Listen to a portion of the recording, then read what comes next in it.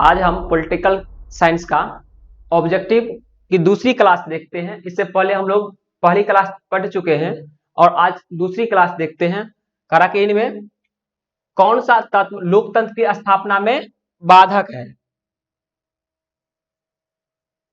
करा कि इनमें कौन सा तत्व लोकतंत्र की स्थापना में बाधक है। पहला ऑप्शन नंबर ए है पूंजी, ऑप्शन नंबर बी में नेता, ऑप्शन नंबर सी में है अशिक्षा और ऑप्शन नंबर डी में है चुनाव। तो इसका ऑप्शन नंबर हो जाएगा सी, अशिक्षा क्या है, लोकतंत्र में बाधक के रूप में काम करता है। दूसरा नंबर क्वेश्चन है कि लोकतंत्र में सरकार किसके प्रति उत्तरदायी होती है। कि सरकार जो है वो किसके प्रति उत्तरदायी होती है। तो पहला क्या है, संसद के प्रति, ऑप्शन नंबर ए है। ऑप्शन नंबर बी में जनता के प्रति, ऑप्शन नंबर सी में है प्रधानमंत्री के प्रति और ऑप्शन नंबर डी में है मंत्री परिषद के प्रति। तो इसमें ऑप्शन नंबर क्या हो जाएगा, बी, जनता के प्रति। अगला है कि भारत में किस तरह के लोकतंत्र की व्यवस्था की गई है।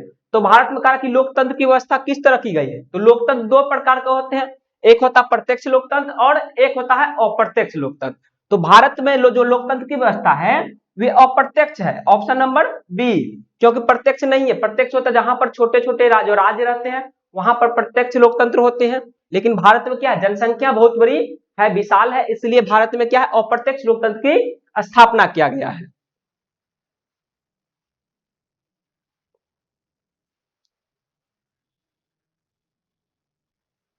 अगला क्वेश्चन है कि विश्व में कौन सी शासन व्यवस्था को सबसे अच्छा माना जाता है। कहता कि जो शासन व्यवस्था होता है उसमें सबसे अच्छा कौन है। पहला है सैनिक तंत्र, option number A, option number B में है राजतंत्र, ऑप्शन नंबर सी में है लोकतंत्र और ऑप्शन नंबर डी में है अधिनायक तंत्र। तो सबसे अच्छा जो शासन व्यवस्था है वे लोकतंत्र है, ऑप्शन नंबर सी। कर आज दुनिया के लगभग कितने देशों में लोकतंत्र विद्यमान है। कर आज जो पूरे विश्व में कितने देशों में लोकतंत्र की स्थापना हो चुका है। तो ऑप्शन नंबर ए में कहा कि 100 देशों में, ऑप्शन नंबर बी है 60 देशों में, ऑप्शन नंबर सी है 50 देशों में, ऑप्शन नंबर डी है 150 देशों में। तो अभी तक हम पूरे विश्व में 100 देशों में लोकतंत्र की स्थापना की जा चुकी है, ऑप्शन नंबर ए। अगला है किस सरकार के कार्यों का मूल्यांकन जनता भय के कारण नहीं करती है। पहला तानाशाहों का, ऑप्शन नंबर बी है राजतंत्र का, ऑप्शन नंबर सी है लोकतांत्रिक शासन का और ऑप्शन नंबर है इनमें से कोई नहीं। तो इसका क्या हो जाएगा, ऑप्शन नंबर सी, लोकतांत्रिक शासन का।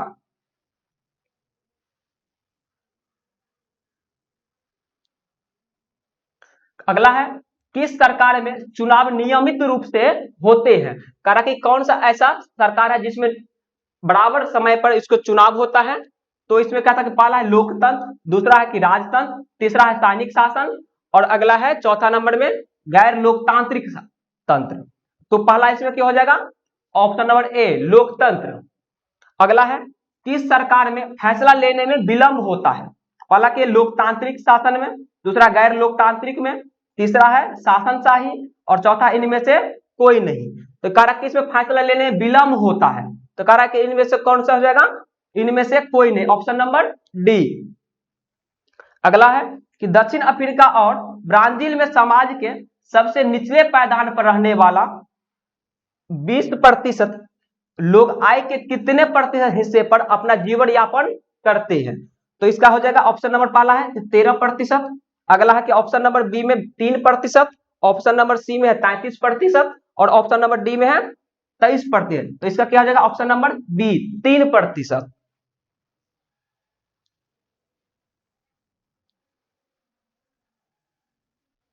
अगला कहा कि लोगों के बीच नियमित संवाद की गुंजाइश किसमें बनी रहती है। ऑप्शन नंबर ए है सैनिक शासन में, ऑप्शन नंबर बी गैर लोकतांत्रिक व्यवस्था में, ऑप्शन नंबर सी में है लोकतंत्र में और ऑप्शन नंबर डी में है अधिनायक तंत्र में। तो किस में हो जाएगा, ऑप्शन नंबर सी, लोकतंत्र में। अगला लोकतंत्र में फैसले लिए जाते हैं कारण व्यक्तियों विशेष के द्वारा, ऑप्शन नंबर बी में प्रधानमंत्री के द्वारा और ऑप्शन नंबर सी में सामूहिक सहमति से और ऑप्शन नंबर डी में राजनीतिक पार्टी के द्वारा। कहते लोकतंत्र में फैसले किसके द्वारा लिए जाते हैं, तो राजनीतिक पार्टी के द्वारा, ऑप्शन नंबर डी। अगला है क्वेश्चन, किसके फैसलों में व्यक्तिगत पूर्वाग्रहों की अधिकता रहती है। कहता है कि व्यक्तिगत पूर्वाग्रहों की। पहला ऑप्शन नंबर है लोकतांत्रिक में, ऑप्शन नंबर बी है राजशाही में, तीसरा है गैर लोकतांत्रिक में, और ऑप्शन नंबर डी में है तानाशाही में। इसका क्या हो जाएगा ऑप्शन नंबर सी, गैर लोकतांत्रिक में।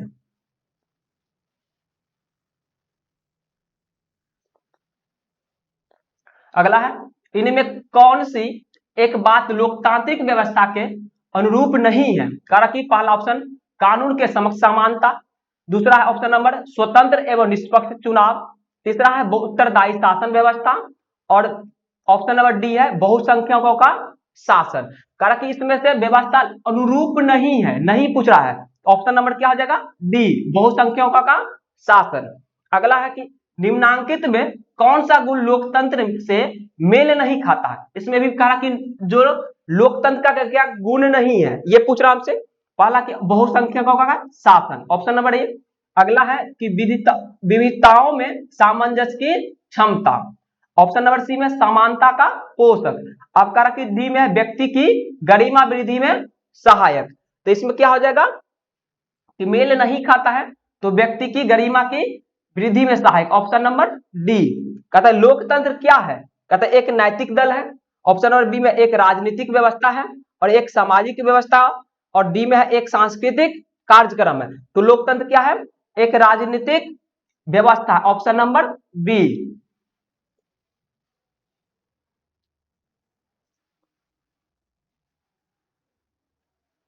अगला कारक निम्न में कौन सा कारक लोकतांत्रिक शासन व्यवस्था के अनुरूपी है। कारक उसके लोकतंत्र की शासन व्यवस्था के उसके अनुसार है। कारक की विविधताओं में सामंजस्य, ऑप्शन नंबर ए है। अगला है कि उत्तरदायी शासन व्यवस्था, option number B. Option number C है लोगों का शासन, और ऑप्शन नंबर डी है इनमें से सभी। तो इसका क्या हो जाएगा ऑप्शन नंबर डी, इनमें से सभी। अगला है कि निम्नांकित किस देश में लोकतंत्र की स्थापना अभी तक नहीं हो सकी है। कारण कि अभी तक ऐसा कौन सा देश है जहां पर लोकतंत्र की स्थापना नहीं हुआ है। पहला ऑप्शन नंबर है अमेरिका, ऑप्शन नंबर बी में है ब्रिटेन, ऑप्शन नंबर में सी में है म्यांमार, और ऑप्शन नंबर डी में है स्विट्जरलैंड। तो यहाँ पर क्या हो जाएगा ऑप्शन नंबर सी म्यांमार, जहां पर अभी तक लोकतंत्र की स्थापना नहीं हुआ, वहां पर क्या है सैनिक तंत्र है। अगला नंबर क्वेश्चन है कि वर्तमान समय में किस शासन व्यवस्था को सर्वाधिक लोकप्रिय माना जाता है, माने सबसे अधिक उसे जनता पसंद करता है। तो पहला कि सैनिक तंत्र का, दूसरा नंबर ऑप्शन है लोकतंत्र का, ऑप्शन नंबर सी है राजतंत्र का, और ऑप्शन नंबर डी है इनमें से कोई नहीं। तो इसका क्या हो जाएगा लोकतंत्र का, ऑप्शन नंबर बी। अभी तक सारा देश क्या करता है लोकतंत्र में ही विश्वास रखते हैं, इसलिए लोकतंत्र को लोकप्रिय शासन माना जाता है।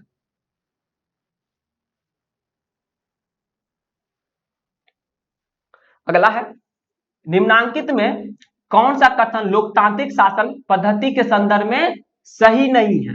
कहते तीव्र आर्थिक विकास दर, option number A. Option number B है राजनीतिक जागरूकता, ऑप्शन नंबर सी में विविधताओं में सामंजस्य, और ऑप्शन नंबर डी में लोकतंत्र में विश्वास। तो इसके बाद क्या हो जाएगा ऑप्शन नंबर ए तीव्र आर्थिक विकास दर।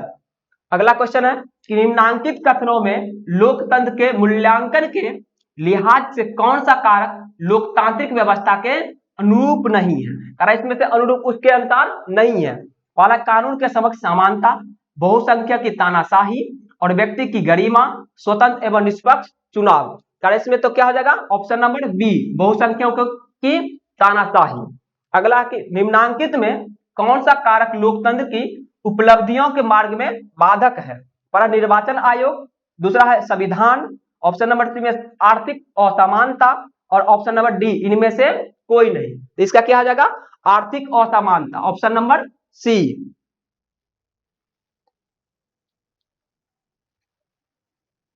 अगला है निम्नांकित में कौन सा कारक लोकतंत्र की उपलब्धियों की प्राप्ति के लिए आवश्यक है। पहला क्या गरीबी, दूसरा है सामाजिक विषमता, और तीसरा है अशिक्षा, और चौथा है आर्थिक समृद्धि एवं विकास। कारक की उपलब्धि लोकतंत्र की उपलब्धियों की प्राप्ति के लिए आवश्यक है, तो क्या हो जाएगा तो ऑप्शन नंबर डी आर्थिक समृद्धि एवं विकास। अगला है कि लोकतंत्र में चुनावों में भाग लेने और अपने प्रतिनिधियों को चुनने का अधिकार किसे है। पहला ऑप्शन नंबर ए है कि निर्वाचन आयोग को, ऑप्शन नंबर बी है आपराधिक छवि वाले लोगों को, ऑप्शन नंबर सी है जनता को, और ऑप्शन नंबर डी में है धनाढ्य वर्ग को, माने जिसके पास धन अधिक है। तो इसका ऑप्शन क्या हो जाएगा? सी, जनता को। कारण निम्नांकित कारकों में लोकतंत्र की उपलब्धियों के मूल्यांकन की सही कसौटी एवं आधार किया है। करा के जमा पूंजी, option number A. Option number B करा उत्तरदायी शासन व्यवस्था, और तीसरा नंबर ऑप्शन नंबर सी है विविधताओं का बाहुल्य, और ऑप्शन नंबर डी है समय और धन का अपव्यय। तो इसमें क्या हो जाएगा? ऑप्शन नंबर बी, उत्तरदायी शासन व्यवस्था।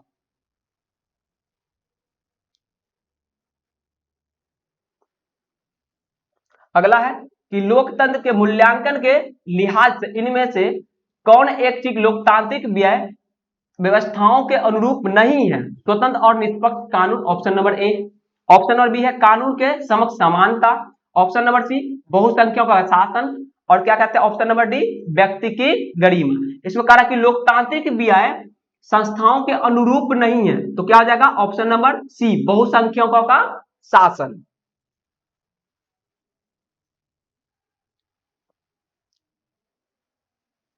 कहा कि विश्व का सबसे बड़ा लोकतांत्रिक देश है, माने विश्व में सबसे बड़ा लोकतंत्र वाला देश कौन सा है? तो पहला ऑप्शन नंबर ए है चीन, ऑप्शन नंबर बी है अमेरिका, ऑप्शन नंबर सी है भारत, और ऑप्शन नंबर डी है फ्रांस। तो इसका जगह सबसे बड़ा लोकतांत्रिक देश कौन है? Bharat, option number C. भारतीय लोकतंत्र के कितने अंग होते हैं? तो कहा कि एक, ऑप्शन नंबर बी में 3, ऑप्शन नंबर सी में है 4, और ऑप्शन नंबर डी में है 5। कारण कि लोकतंत्र के कितने अंग हैं? तो लोकतंत्र के 3 अंग हैं, ऑप्शन नंबर बी। कारण कि पुष्प कमल दहल प्रचंड किस देश के समाजवादी नेता है? तो पहला के ऑप्शन नंबर ए भारत का, ऑप्शन नंबर बी है नेपाल का, ऑप्शन नंबर सी है चीन का, और ऑप्शन नंबर डी है कोई नहीं। तो क्या हो जाएगा? ऑप्शन नंबर बी नेपाल का।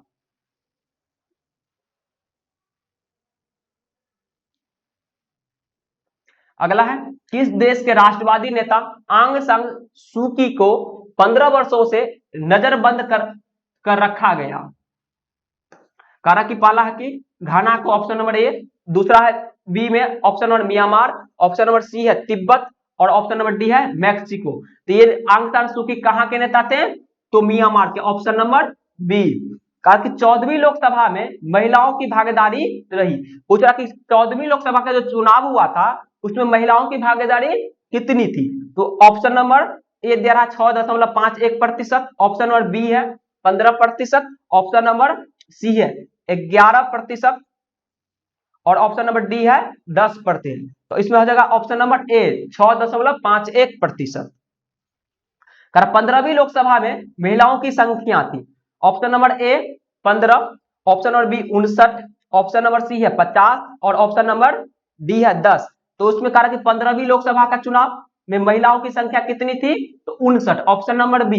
अगर इसमें पूछ लेगा कि 16वीं लोकसभा का चुनाव में महिलाओं की संख्या कितनी थी? तो 61 महिला थी। अगर पूछ लेगा 17वीं लोकसभा के चुनाव में महिलाओं की संख्या कितनी थी? तो 78।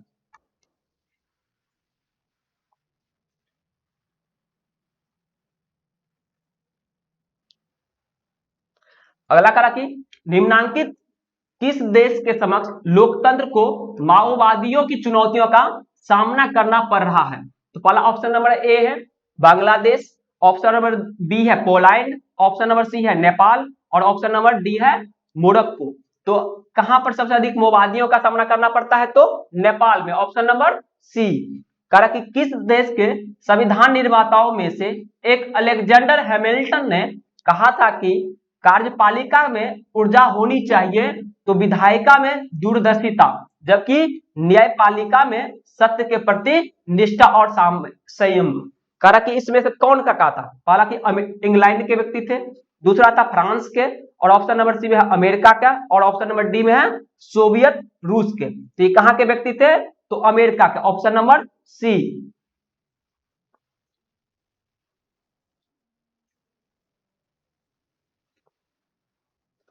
अगला क्वेश्चन है कि 15वीं लोकसभा में महिलाओं की भागीदारी है, प्रतिशत पूछ रहा कि 15वीं लोकसभा का जो चुनाव हुआ था उसमें महिला कितने प्रतिशत थी? तो कहा कि पहला 4.9%, option number A. Option number B है कि 10.86%, ऑप्शन नंबर सी है 12.04% और ऑप्शन नंबर डी है 15.08%। इसमें था 10.86%, ऑप्शन नंबर बी। लोकतांत्रिक सुधार मुख्यतः करते हैं, पहला करा कि कौन, ऑप्शन नंबर ए में जनता, ऑप्शन नंबर बी है संसद, ऑप्शन नंबर सी में बहुमत पार्टी और ऑप्शन नंबर डी है राजनीतिक दल। करा इसमें से लोकतांत्रिक सुधार कौन करता है, तो हो जाएगा ऑप्शन नंबर डी राजनीतिक दल।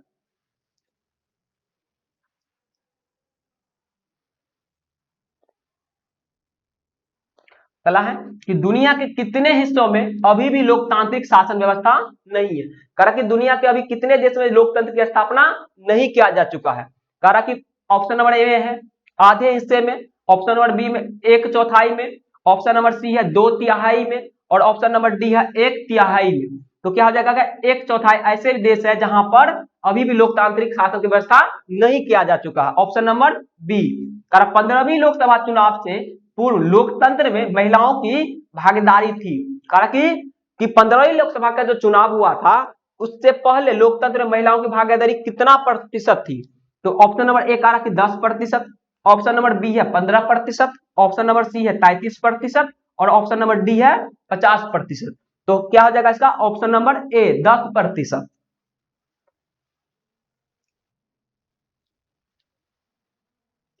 अगला है कि क्षेत्रवाद की भावना का एक कुपरिणाम है अपने क्षेत्र से अलगाव, दूसरा है राष्ट्रहित, तीसरा है राष्ट्रीय एकता और चौथा नाम है अलगाववाद। कहा कि क्षेत्रवाद की भावना का एक कुपरिणाम है, तो इसका क्या होगा, तो ऑप्शन नंबर डी अलगाववाद। अगला क्वेश्चन है कि जल संकट किस देश में लोकतांत्रिक चुनौतियों के रूप में उभरी।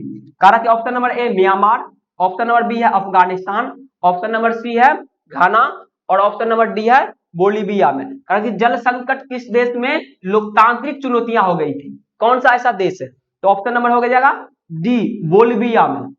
कारक की अगला क्वेश्चन है कि निम्नांकित में कौन सा कारक लोकतंत्र की चुनौती है। कारक की राष्ट्रीय विकास, ऑप्शन नंबर बी है देश प्रेम और ऑप्शन नंबर सी है जातिवाद और ऑप्शन नंबर डी है पंचायती राज। तो इसमें से कारक की जो लोकतंत्र का क्या कौन सा कारक है जो चुनौती दे सकता है, तो ऑप्शन नंबर हो जाएगा सी जातिवाद, ऑप्शन नंबर सी।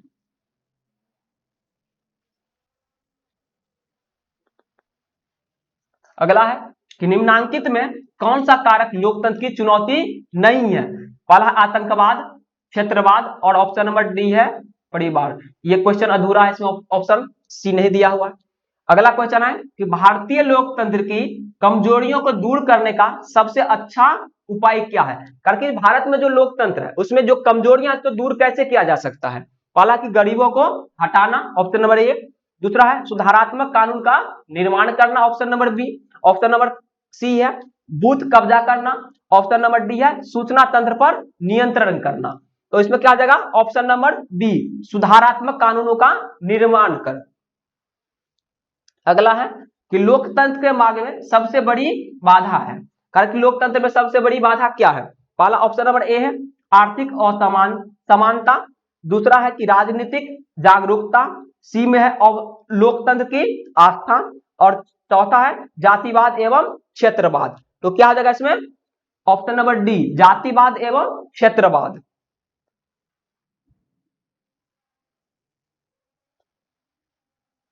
अगला क्वेश्चन है कि निम्नांकित में किस देश की महिलाएं आज भी मताधिकार से वंचित है। मान लें आज भी उस देश में महिलाओं को वोट देने नहीं देता है, करा इसे कौन सा देश है, पहला है ब्रिटेन, दूसरा नंबर ऑप्शन है स्विट्जरलैंड, ऑप्शन नंबर सी है सऊदी अरब और ऑप्शन नंबर डी है श्रीलंका। तो सऊदी अरब ऐसा देश है जहां पर महिलाओं को वोट देना अभी भी वहां पर प्रतिबंध है, लेकिन वहां पर अगर देखा जाए तो 2015 के बाद वहां पर महिलाओं को भी क्या दिया जाता है, वोट देने दिया जाता है। कहां पर, तो सऊदी अरब में। लेकिन ये बुक के हिसाब से है तो बुक में कहा कि सऊदी अरब दिया हुआ है। अगला है कि नए विश्व सर्वेक्षण के अनुसार भारत में मतदाताओं की संख्या है, कहा कितने करोड़ क्या कहते हैं भारत में मतदाताओं की संख्या है। ऑप्शन नंबर ए है करीब 71 करोड़, ऑप्शन नंबर बी है करीब 65 करोड़, ऑप्शन नंबर सी है 51 करोड़, ऑप्शन नंबर डी है 61 करोड़। तो इसमें जो हो जाएगा ऑप्शन नंबर ए 71 करोड़।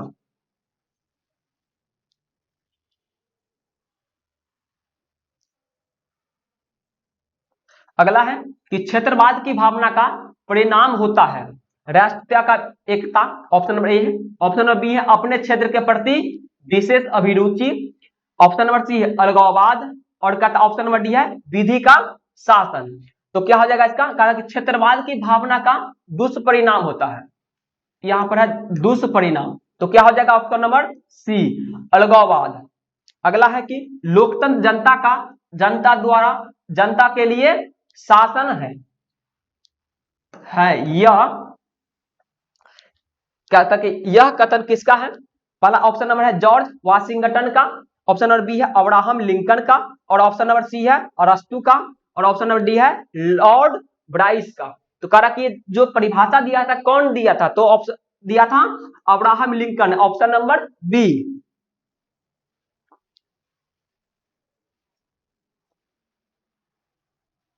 अगला है कि नए विश्व सर्वेक्षण के आधार पर भारतवर्ष में मतदाताओं की संख्या है लगभग कितना, कह रहा है। तो इसमें तो हम लोग पहले क्वेश्चन पढ़ लेते, option number B 71 crore. Nepal में कितने साल पुराना राजशाही को खत्म कर लोकतांत्रिक देश के रूप में स्थापित किया गया, कह रहा कि ऑप्शन नंबर ए 250 साल, ऑप्शन नंबर बी 500 साल, ऑप्शन नंबर सी 240 साल, ऑप्शन नंबर डी है 340 साल। तो इसका कौन हो जाएगा ऑप्शन नंबर सी 240 साल पुराना, जो वहां पर राजशाही तंत्र था उसको खत्म करके लोकतंत्र की स्थापना किया गया है।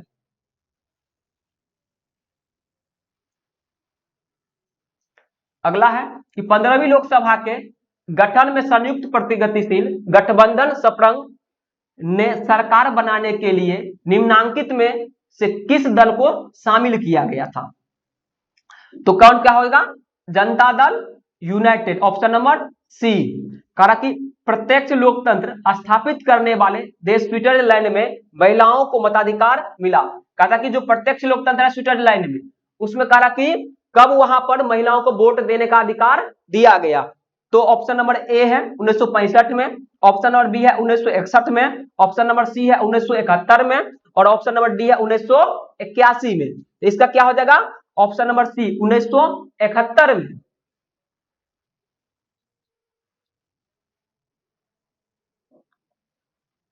अगला है कि लोकतंत्र की सफलता निर्भर करती है, कहा कि नागरिकों की उदासीनता पर, option number A. Option number B है नागरिकों की गैर कानूनी कार्रवाई पर, और ऑप्शन नंबर सी है नागरिकों की विवेकपूर्ण सहभागिता पर, ऑप्शन नंबर डी है नागरिकों द्वारा अपनी जाति के हितों की रक्षा पर। कहा कि लोकतंत्र की सफलता किस पर निर्भर करती है, तो ऑप्शन नंबर हो जाएगा सी नागरिकों की विवेकपूर्ण सहभागिता पर। ऑप्शन नंबर 28 क्वेश्चन 28 है निम्नांकित में किस कारक पर लोकतंत्र की सफलता निर्भर करती है। पहला ऑप्शन नंबर ए नागरिकों की गैर कानूनी कार्रवाई पर, ऑप्शन नंबर बी है नागरिकों के विवेकपूर्ण सहभागिता पर, ऑप्शन नंबर सी है नागरिकों के द्वारा अपनी अपनी जाति के हितों की रक्षा करने पर, और ऑप्शन नंबर डी है नागरिकों की उदासीनता पर। तो इसका क्या हो जाएगा ऑप्शन नंबर बी नागरिकों की विवेकपूर्ण सहभागिता पर।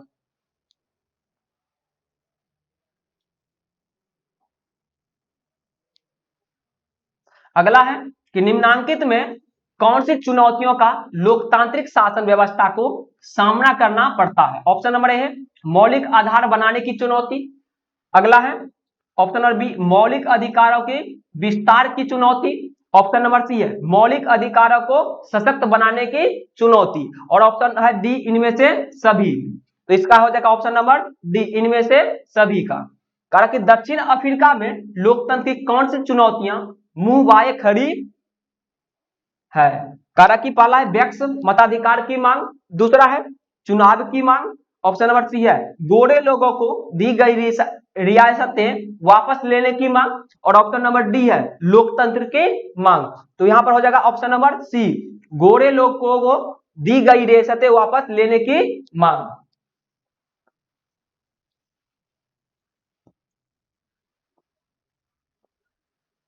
अगला है कि प्रत्यक्ष लोकतंत्र स्थापित करने वाले देश स्विट्जरलैंड में महिलाओं को मताधिकार मिला है। कब इसको वोट देने का अधिकार मिला, कहां पर, तो स्विट्जरलैंड में, जो एक क्या है प्रत्यक्ष लोकतांत्रिक देश है। पहला ऑप्शन नंबर ए है 1965, ऑप्शन नंबर बी है 1961, ऑप्शन नंबर सी है 1971 और ऑप्शन नंबर डी है 1981। तो हो जाएगा इसका ऑप्शन हो जाएगा सी 1971 ईस्वी में। कारण निम्नांकित में किस देश की महिलाएं आज भी मताधिकार से वंचित है? तो पहला ऑप्शन नंबर ब्रिटेन से, दूसरा है स्विट्जरलैंड से, ऑप्शन नंबर सी है सऊदी अरब, ऑप्शन नंबर डी है श्रीलंका का। तो क्या हो जाएगा इसका? तो कहा कि मताधिकार से आज भी वंचित है, वहां पर महिलाओं को वोट देने नहीं दिया जाता। तो ऑप्शन नंबर सी होगा सऊदी अरब का।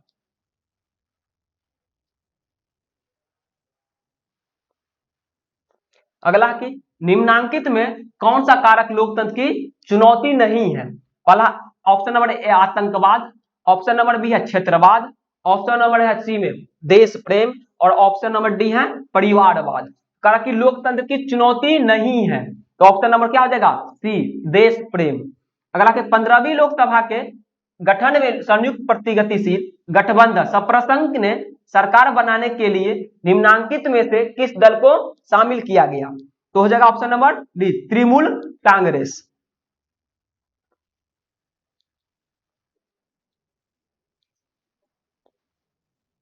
अगला है कि लोकतंत्र जनता द्वारा जनता के लिए शासन है, यह कथन किसका है? तो अब्राहम लिंकन का, ऑप्शन नंबर बी। इससे हम लोग पहले क्वेश्चन पढ़ लिए थे।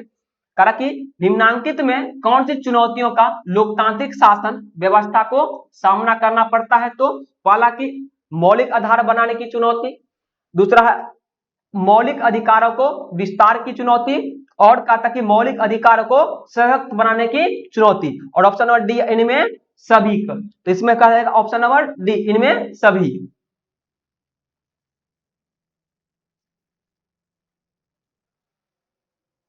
अगला है कि निम्नांकित में किस कारक पर लोकतंत्र की सफलता निर्भर करती है? कारक की पहला है कि नागरिकों की गैर कानूनी कार्रवाई पर, दूसरा नागरिकों की विवेकपूर्ण सहभागिता पर, नागरिकों को द्वारा अपनी अपनी जाति के हितों की रक्षा करने पर, और ऑप्शन नंबर डी है नागरिकों की उदासीनता पर। कारक की लोकतंत्र निर्भर करती है, माने लोकतंत्र की सफलता किस पर निर्भर करती है? तो ऑप्शन नंबर बी नागरिकों की विवेकपूर्ण सहभागिता पर। इसी के साथ आज पॉलिटिकल साइंस का जो ऑब्जेक्टिव था खत्म होता है। फिर हम वो लोग मिलेंगे नेक्स्ट क्लास में।